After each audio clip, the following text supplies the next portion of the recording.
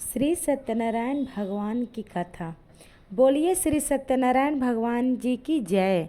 प्रिय भक्तगणों, आप सभी को भाद्रपद पूर्णिमा की हार्दिक शुभकामनाएं। पूर्णिमा के शुभ अवसर पर घरों में श्री सत्यनारायण भगवान की कथा का पाठ या श्रवण किया जाता है। ऐसी मान्यता है कि पूर्णिमा का दिन श्री सत्यनारायण भगवान की कथा सुनने के लिए सबसे शुभ दिनों में एक से एक दिन होता है, जो आज की इस वीडियो में आप सभी भक्तगण सुनेंगे श्री सत्यनारायण भगवान की संपूर्ण कथा। तो आइए भगवान श्री लक्ष्मी नारायण जी के चरणों का ध्यान करते हुए आज भाद्रपद माह की पूर्णिमा के दिन बड़ी ही श्रद्धा और प्रसन्नचित्त मन से श्री सत्यनारायण भगवान की कथा को सुनते हैं। किंतु एक बात का विशेष ध्यान रखिएगा कि इस कथा को पूरा अवश्य सुनिएगा, क्योंकि सत्यनारायण भगवान की कथा को आधा अधूरा सुनने से हमें शुभ फल की प्राप्ति नहीं होती है। सनातन धर्म से जुड़ा शायद ही कोई ऐसा व्यक्ति होगा जिसने श्री सत्यनारायण भगवान की कथा का नाम न सुना हो। इस कथा को सुनने का फल हजारों सालों तक किए गए यज्ञ के बराबर माना जाता है। शास्त्रों के अनुसार ऐसा माना गया है कि इस कथा को सुनने वाला व्यक्ति अगर व्रत रखता है तो उसके जीवन के दुखों के भगवान श्री हरि विष्णु स्वयं ही हरण कर लेते हैं। स्कंद पुराण के अनुसार भगवान सत्यनारायण श्री हरि विष्णु का ही दूसरा रूप है। इस कथा की महिमा को भगवान श्री सत्यनारायण ने अपने मुख से देवर्षि नारद को बताया था। पूर्णिमा के दिन इस कथा को सुनने का विशेष महत्व है। कलयुग में इस व्रत कथा को सुनना बहुत पुण्य प्रदान करने वाला माना गया है। तो हमारी आपसे विनम्र विनती है कि इस कथा को पूरा अवश्य सुनिएगा। जो लोग पूर्णिमा के दिन सत्यनारायण भगवान की कथा नहीं सुन पाते हैं, वे कम से कम भगवान सत्यनारायण का मन में ध्यान कर लें, इससे विशेष लाभ होता है। पुराणों में ऐसा भी बताया गया है कि जिस स्थान पर श्री सत्यनारायण भगवान की पूजा होती है, वहाँ गौरी गणेश नवग्रह और समस्त दिक्पाल आ जाते हैं। इस कथा के प्रभाव से खुशहाल जीवन, दाम्पत्य सुख, मनचाहे वर वधु, संतान, स्वास्थ्य जैसी समस्त मनोकामनाओं की पूर्ति होती है। अगर पैसों से जुड़ी कोई समस्या है तो यह कथा किसी संजीवनी से कम नहीं है। प्रिय श्रोताओं, जब भी मौका मिले भगवान सत्यनारायण की कथा अवश्य सुने और सुनाएं। आइए भगवान श्री लक्ष्मी नारायण जी के चरणों का ध्यान करते हुए इस कथा को सुनते हैं। एक समय की बात है, नैमिसारण तीर्थ में शौनक आदि 88,000 ऋषियों ने श्री सूत जी से पूछा, हे प्रभु, इस कलयुग में वेद विद्या रहित मनुष्य को प्रभु व्यक्ति किस प्रकार मिल सकती है तथा उनका उद्धार कैसे होगा। हे मुनिश्रेष्ठ, कोई ऐसा तब बताइए जिससे थोड़े समय में ही पूर्ण फल मिले और मनोवांछित फल भी मिल जाए। इस प्रकार की कथा सुनने की हम इच्छा रखते हैं। सर्वशास्त्रों के ज्ञाता त्रिशूत जी बोले, हे वैष्णव में पूज्य, आप सभी ने समस्त प्राणियों के हित की बात पूछी है, इसलिए मैं एक ऐसे श्रेष्ठ व्रत को आप सभी को बताऊंगा जिसे नारद जी ने लक्ष्मी नारायण जी से पूछा था और स्वयं लक्ष्मीपति ने मुनि श्रेष्ठ नारद जी से इस कथा को कहा था। आप सब इसे ध्यान से सुनिए। एक समय की बात है, योगी राज नारद जी दूसरों की हित की इच्छा लिए अनेकों लोकों में घूमते हुए मृत्यु लोक में आ पहुँचे। यहाँ उन्होंने अनेक योनियों में जन्मे प्राय सभी मनुष्य को अपने कर्मों द्वारा अनेकों दुखों से पीड़ित देखा। उनका दुख देख नारद जी सोचने लगे कि कैसा यत्न किया जाए जिसके करने से निश्चित रूप में मानव के दुखों का अंत हो जाए। इसी प्रकार मनन करते हुए वह विष्णु लोक में गए। वहाँ वह देवों के इस नारायण की स्तुति करने लगे, जिनके हाथों में शंख, चक्र, गदा और पद्म थे और गले में वरमाला पहने हुए थे। स्तुति करते हुए नारद जी बोले, हे भगवान, आप अत्यंत शक्ति से प्रसन्न हैं। मन तथा बाड़ी भी आपको नहीं पा सकती। आपका आदि मध्य तथा अंत नहीं है। निर्गुण स्वरूप सृष्टि के कारण भक्तों के दुख को दूर करने वाले हैं। आपको मेरा नमस्कार है। नारद जी की स्तुति सुनकर विष्णु भगवान बोले, हे मुनि श्रेष्ठ, आपके मन में क्या बात है? आप किस काम के लिए पधारे हैं, उसे निसंकोच कहिए। इस प्रकार नारद मुनि बोले कि मृत्यु लोक में अनेक योनियों में जन्मे मनुष्य अपने कर्मों के द्वारा अनेकों दुख से दुखी हो रहे हैं। हे नाथ, आप मुझ पर दया रखते हैं तो बताइए कि वह मनुष्य थोड़े प्रयास से ही अपने दुखों से कैसे छुटकारा पा सकते हैं। तब भगवान श्री हरि बोले, हे नारद, मनुष्यों की भलाई के लिए तुमने बहुत अच्छी बात पूछी है, जिसके करने से मनुष्य मोह से छूट जाता है। वह बात है तुमसे कहता हूँ, उससे ध्यान पूर्वक सुनो। स्वर्गलोक व मृत्युलोक दोनों में एक दुर्लभ उत्तम व्रत है जो पुण्य देने वाला है। आज प्रेम बस होकर मैं उसे तुमसे कहता हूँ। श्री सत्यनारायण भगवान का यह व्रत अच्छी तरह विधि पूर्वक करके मनुष्य तुरंत ही यहाँ सुख भोग कर मरने पर मोक्ष पाता है।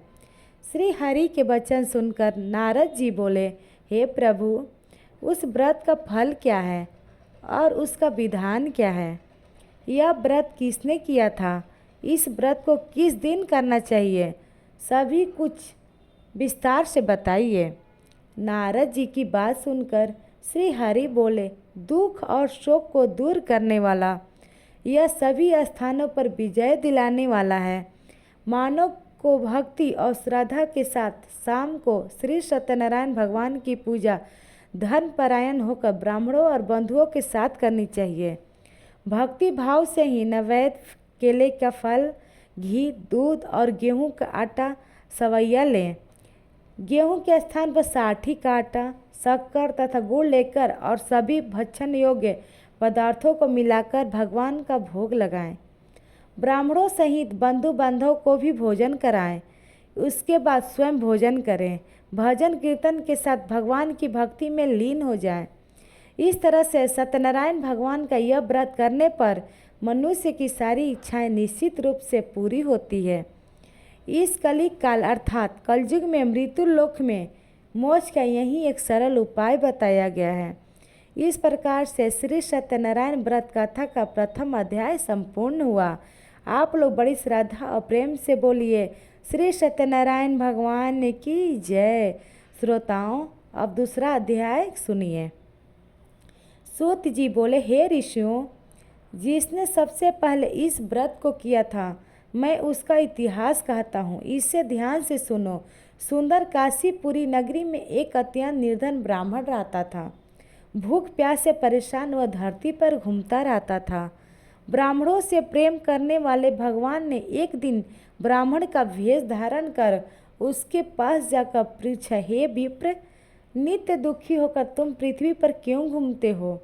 दीन ब्राह्मण बोला, मैं निर्धन ब्राह्मण हूँ, भिक्षा के लिए धरती पर घूमता रहता हूँ। हे भगवान, यदि आप इसका कोई उपाय जानते हैं तो मुझे बताइए। वृद्ध ब्राह्मण बोले कि सत्यनारायण भगवान मनोवांछित फल देने वाले हैं, इसलिए तुम उनका पूजन करो। इसे करने से मनुष्य सभी दुखों से मुक्त हो जाता है। वृद्ध ब्राह्मण बनकर आए सत्यनारायण भगवान उस निर्धन ब्राह्मण को व्रत का सारा विधान बताकर अंतर्ध्यान हो गए। ब्राह्मण मन ही मन सोचने लगा कि जिस व्रत को वृद्ध ब्राह्मण करने को कह गया है, मैं उसे अवश्य करूँगा। यह निश्चय करने के बाद उसे रात में नींद नहीं आई। वह सवेरे उठकर श्री सत्यनारायण भगवान के व्रत का निश्चय कर भिक्षा के लिए चला गया। उस दिन निर्धन ब्राह्मण को भिक्षा में बहुत धन मिला, जिसे उसने बंधु बांधव के साथ मिलकर श्री सत्यनारायण भगवान का व्रत संपन्न किया। भगवान सत्यनारायण का व्रत संपन्न करने के बाद वह निर्धन ब्राह्मण सभी दुखों से मुक्त हो गया और अनेक प्रकार की संपत्तियों से युक्त हो गया। उसी समय से यह ब्राह्मण हर माह इस व्रत को करने लगा। इस तरह से सत्यनारायण भगवान के व्रत को जो मनुष्य करेगा, वह सभी प्रकार के पापों से छूटकर मोक्ष को प्राप्त होगा। जो मनुष्य इस व्रत को करेगा, वह भी दुखों से मुक्त हो जाएगा। सूत जी बोले, इस तरह से नारद जी से नारायण जी का कहा हुआ श्री सत्यनारायण व्रत को मैंने तुमसे कहा, हे विप्रो, मैं अब और क्या कहूँ। ऋषि बोले, हे मुनिवर, संसार में उस विप्र से सुनकर और किस किसने इस व्रत को किया, हम सब इस व्रत को सुनना चाहते हैं। इसके लिए हमारे मन में श्रद्धा का भाव है। सूत जी बोले, हे मुनियों, जिस जिसने इस व्रत का किया है वह सब सुनो। एक समय वही विप्रधन और ऐश्वर्य के अनुसार अपने बंधु बांधवों के साथ इस व्रत को करने के तैयार हुआ। उसी समय एक लकड़ी बेचने वाला बूढ़ा आदमी आया और लकड़ियां बाहर रखकर अंदर ब्राह्मणों के घर में गया। प्यास से दुखी लकड़हारा उन्हें व्रत करते देख प्रणाम कर पूछने लगा कि आप यह क्या कर रहे हैं तथा इसे करने से क्या फल मिलेगा, कृपया मुझे बताइए। ब्राह्मण ने कहा कि हे राजन, सब मनोकामनाओं को पूरा करने वाला यह सत्यनारायण भगवान का व्रत है। इनकी कृपा से ही मेरे घर में धन धान्य आदि की वृद्धि हुई है। विप्र से सत्यनारायण व्रत के बारे में जानकर लकड़हारा बहुत प्रसन्न हुआ। चरण अमृत लेकर वह प्रसाद खाने के बाद अपने घर गया। लकड़हारे ने अपने मन में संकल्प लिया कि आज लकड़ी बेचने से जो धन मिलेगा उसी से मैं श्री सत्यनारायण भगवान का उत्तम व्रत करूँगा। मन में इस विचार को लेकर बूढ़ा आदमी सिर पर लकड़ियाँ रखकर उस नगर में बेचने गया जहाँ धनी लोग ज़्यादा रहते थे। उस नगर में उसे अपनी लकड़ियों का दाम पहले से 4 गुना अधिक मिला। बूढ़ा प्रसन्नता के साथ दाम लेकर केले, शक्कर, घी, दूध, दही और गेहूं का आटा लिया और सत्यनारायण भगवान के व्रत की अन्य सामग्रियां लेकर अपने घर गया। वहां उसने अपने बंधु बांधवों को बुलाकर विधि विधान से सत्यनारायण भगवान का पूजन और व्रत किया। इस व्रत के प्रभाव से वह बूढ़ा लकड़हारा धन पुत्र आदि से युक्त होकर संसार के समस्त सुख भोगकर अंतकाल में वैकुंठ धाम चला गया। इसी प्रकार श्री सत्यनारायण व्रत कथा का दूसरा अध्याय संपूर्ण हुआ। आप लोग बड़े श्रद्धा और प्रेम से बोलिए, सत्यनारायण भगवान की जय। प्रिय श्रोताओं, अब श्री सत्यनारायण कथा का तीसरा अध्याय सुनिए। सूत जी बोले, हे श्रेष्ठ मुनियों, अब आगे की कथा कहता हूँ और उसे ध्यान पूर्वक सुनिए। प्राचीन काल में उल्कामुख नामक का एक बुद्धिमान राजा था। वह सत्यवक्ता और जितेंद्रिय था।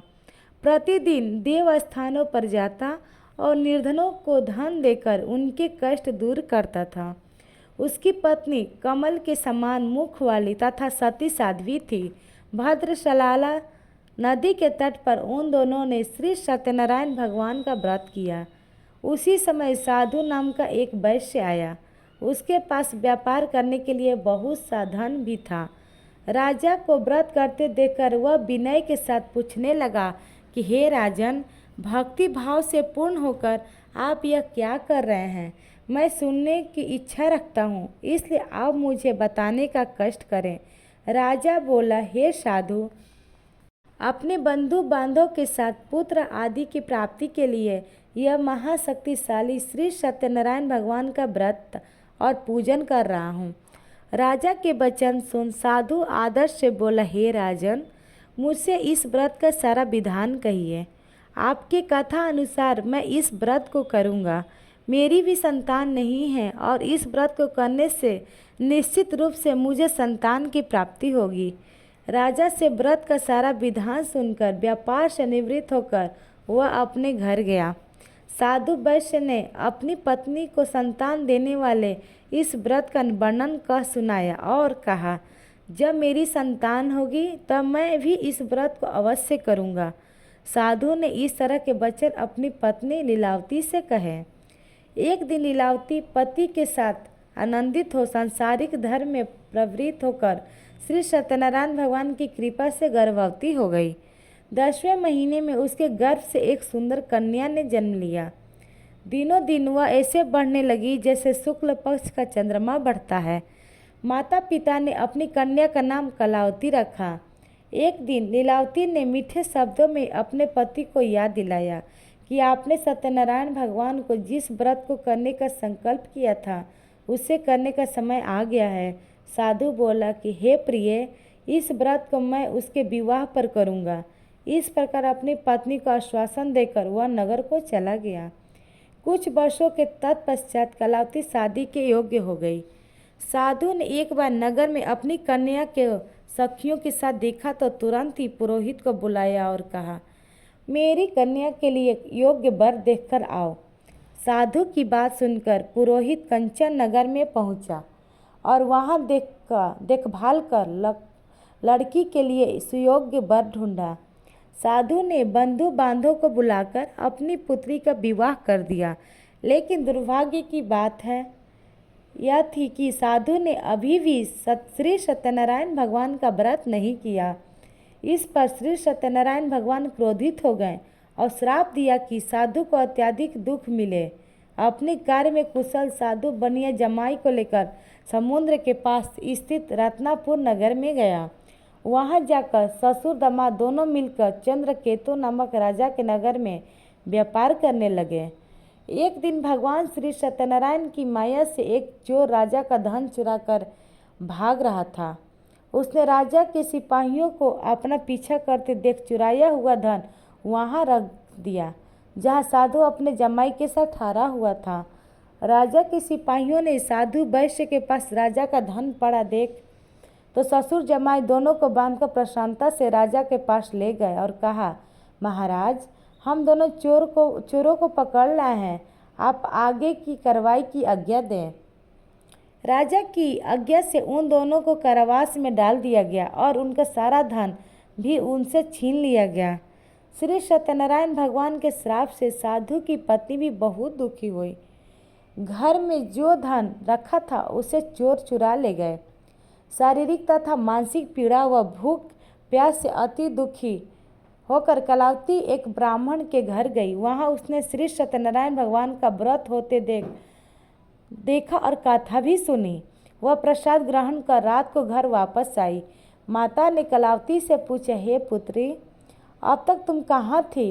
तेरे मन में क्या है? कलावती ने अपनी माता से कहा, हे माता, मैंने एक ब्राह्मण के घर में श्री सत्यनारायण भगवान का व्रत अनुष्ठान होते देखा है। कन्या के वचन सुनकर लीलावती भगवान की पूजन की तैयारी करने लगी। लीलावती ने परिवार और बंधुओं सहित सत्यनारायण भगवान का पूजन किया और उनसे वर मांगा कि हे प्रभु, मेरे पति तथा जमाई शीघ्र घर आ जाएं।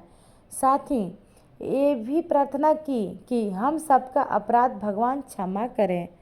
श्री सत्यनारायण भगवान इस व्रत से संतुष्ट हो गए और राजा चंद्रकेतु को अपने सपने में दर्शन देकर कहा, हे राजन, तुम उन दोनों वैश्य को छोड़ दो और तुमने उनका जो धन लिया है उसे भी वापस कर दो। अगर ऐसा नहीं किया तो मैं तुम्हारा धन, राज्य और संतान सभी को नष्ट कर दूंगा। राजा को यह सब कहकर सत्यनारायण भगवान अंतर ध्यान हो गए। प्रातः काल सभा में राजा ने अपना सपना सुनाया। फिर बोले, वणिक पुत्रों को कैद से मुक्त कर सभा में लाओ। दोनों ने आते ही राजा को प्रणाम किया। राजा अत्यंत मधुर वाणी से बोला, हे महानुभावों, दुर्भाग्य से ऐसा कठिन दुख तुम्हें प्राप्त हुआ है, लेकिन अब तुम्हें कोई भय नहीं है। ऐसे कहकर राजा ने उन दोनों को नए वस्त्र आभूषण पहनाए और जितना धन उनका लिया था उससे दोगुना धन वापस कर दिया। दोनों वैश्य अपने घर को चल दिए। इस प्रकार से श्री सत्यनारायण व्रत कथा का तीसरा अध्याय यहीं पर संपूर्ण हुआ। बड़े श्रद्धा और प्रेम से बोलिए श्री सत्यनारायण भगवान की जय। श्रोताओं, आइए अब श्री सत्यनारायण भगवान की कथा का चौथा अध्याय सुनते हैं। सूत जी बोले, वैश्य ने मंगलाचार कर अपनी यात्रा आरंभ की और अपने नगर की ओर चल दिए। उनके थोड़ी दूर जाने के बाद एक दंडी वेशधारी श्री सत्यनारायण भगवान ने उनसे पूछा, हे साधु, तेरी नाव में क्या है? व्यापारी हंसता हुआ बोला, हे दंडी, आप क्यों पूछते हो? क्या धन लेने की इच्छा है? मेरी नाव में तो बेल और पत्ते भरे हुए हैं। वैश्य के कठोर वचन सुनकर दंडी बने श्री सत्यनारायण भगवान बोले, तुम्हारे वचन सत्य हो। दंडी ऐसा वचन कहकर वहां से दूर चले गए और कुछ देर जाकर समुद्र के किनारे बैठ गए। दंडी के जाने के बाद साधु वैश्य ने नित्य क्रिया के पश्चात नाव को ऊंची उठती देखकर आश्चर्यचकित हो गया और नाव में बेल पत्ते आदि देख वह मूर्छित हो वहीं पर गिर पड़ा। मूर्छा खुलने पर वह अत्यंत शोक में डूब गया। तब उसका दामाद बोला, पिताजी आप शोक न मनाएं, यह दंडी का श्राप है, इसलिए हमें उनकी शरण में जाना चाहिए, तभी हमारी मनोकामना पूरी होगी। दामाद की बात सुनकर वह दंडी के पास पहुंचा, अत्यंत विनम्रता एवं भक्ति भाव से प्रणाम करके बोला, हे महाराज, मैंने आपसे जो असत्य वचन कहे थे उनके लिए मुझे क्षमा कर दीजिए।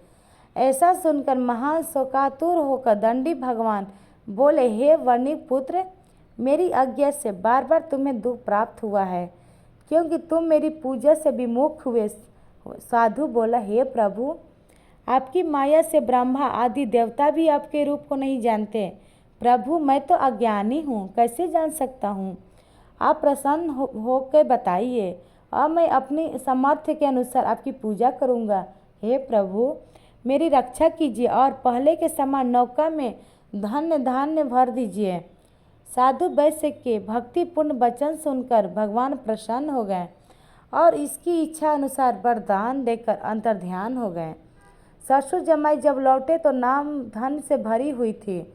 फिर वहीं अपने धन्य साथियों के साथ श्री सत्यनारायण भगवान का पूजन कर अपने नगर को चल दिए। जब नगर के नज़दीक पहुँचे तो दूत को घर पर खबर करने के लिए भेज दिया। दूत साधु की पत्नी को प्रणाम कर कहता है कि हे माता, स्वामी अपने दामाद सहित नगर के निकट आ गए हैं। दूत की बात सुन साधु की पत्नी लीलावती ने बड़े हर्ष के साथ श्री सत्यनारायण भगवान का पूजन कर अपनी पुत्री कलावती से कहा, हे पुत्री, मैंने अपने पति के दर्शन को जा रही हूँ, तुम कार्य पूर्ण कर शीघ्र आ जाना। माता के ऐसे वचन सुनकर कलावती जल्दी से प्रसाद छोड़कर अपने पति के पास चली गई। प्रसाद की अवज्ञा के कारण श्री सत्यनारायण भगवान रुष्ट हो गए और नाव सहित उसके पति को पानी में डुबो दिया। कलावती अपने पति को वहां न पाकर रोती हुई जमीन पर गिर गई। नाव को डूबा हुआ देखा और कन्या को रोता हुआ देख साधु दुखी होकर बोला, हे प्रभु, मुझसे तथा मेरे परिवार से जो भी भूल हुई है उसे क्षमा करें। साधु के दिन वचन सुनकर श्री सत्यनारायण भगवान प्रसन्न हो गए और आकाशवाणी हुई, हे साधु, तेरी कन्या मेरे प्रसाद को छोड़कर आई है, इसलिए उसका पति अदृश्य हो गया है। यदि वह घर जाकर प्रसाद खाकर लौटती है तो इसे इसका पति अवश्य मिलेगा। ऐसी आकाशवाणी सुनकर कलावती घर पहुंचकर प्रसाद ग्रहण करती है और फिर आकर अपने पति को दर्शन करती है। इसके बाद साधु अपने बंधु बांधव सहित श्री सत्यनारायण भगवान का विधि विधान से पूजन करता है। इस लोक का सुख भोगने के बाद अंत में स्वर्ग जाता है। इस प्रकार से श्री सत्यनारायण भगवान व्रत कथा का चतुर्थ अध्याय संपूर्ण हुआ। बड़े ही श्रद्धा और प्रेम से बोलिए, श्रीमन नारायण नारायण हरि हरि, भज मन नारायण नारायण नारायण, श्रीमन नारायण नारायण नारायण। बोलिए श्री सत्यनारायण भगवान की जय। आइए अब श्री सत्यनारायण भगवान की कथा का 5वां अध्याय सुनते हैं। सूत जी बोले, हे ऋषियों, मैं और भी एक कथा सुनाता हूँ और उसे भी ध्यानपूर्वक सुनो। प्रजा पालन में लीन तुंगध्वज नाम का एक राजा था। उसने श्री भगवान का प्रसाद त्याग कर बहुत दुख सहन किया। एक बार वन में जाकर वन्य पशुओं को मारकर वह वट के पेड़ के नीचे आया। वहाँ उसने ग्वालों को भक्ति भाव से अपने बंधुओं सहित सत्यनारायण भगवान का पूजन करते देखा। अभिमानवश राजा ने उन्हें देखकर भी पूजा स्थल पर नहीं गया और न ही अपने भगवान को नमस्कार किया। ग्वालों ने राजा को प्रसाद दिया, लेकिन उसने वह प्रसाद नहीं खाया और प्रसाद को वहीं छोड़कर अपने नगर को चला गया। जब वह नगर में पहुंचा तो वहां सब कुछ तहस नहस हो चुका था। वह राजा शीघ्र ही समझ गया कि यह सब भगवान ने ही किया है। वह दोबारा ग्वालों के पास पहुंचा और विधि पूर्वक पूजा करके प्रसाद खाया तो श्री सत्यनारायण भगवान की कृपा से सब कुछ पहले जैसा हो गया।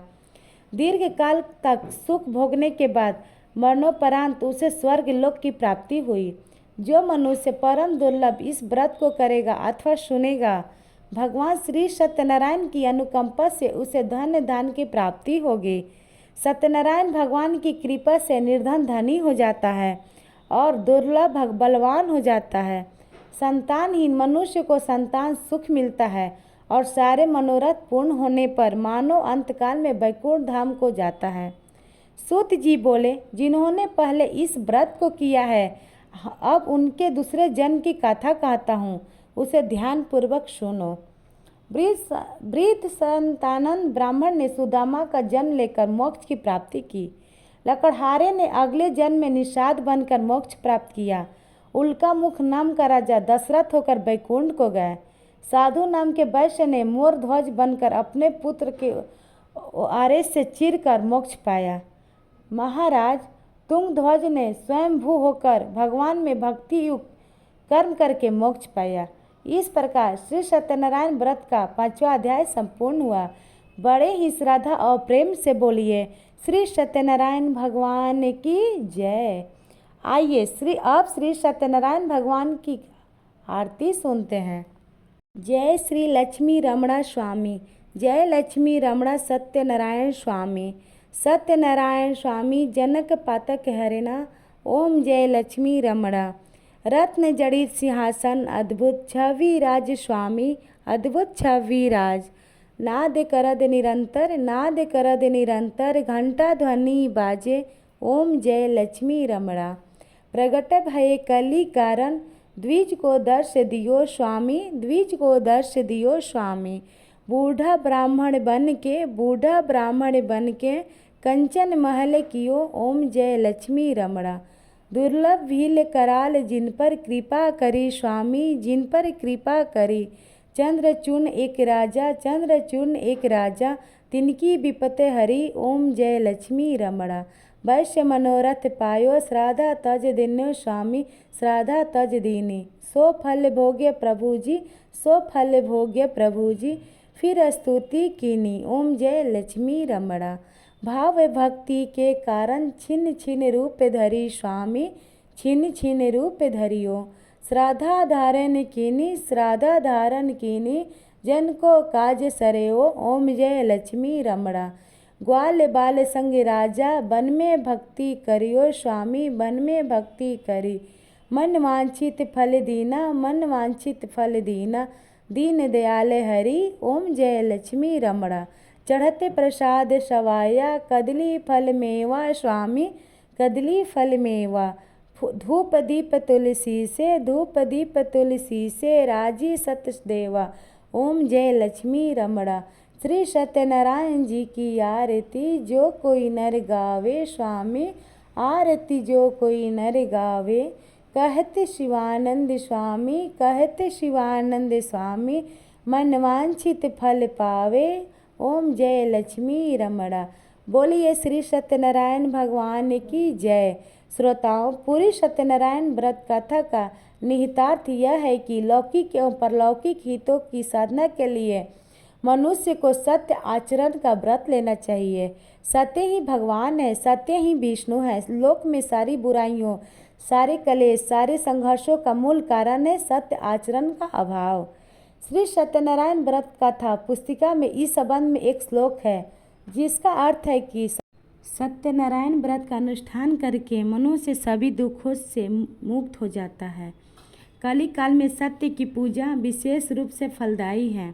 सत्य के अनेक नाम हैं तथा सत्यनारायण, सत्यदेव, सनातन, सत्य रूपी विष्णु भगवान कलयुग में अनेक रूप धारण करके लोगों को मनवांछित फल देंगे।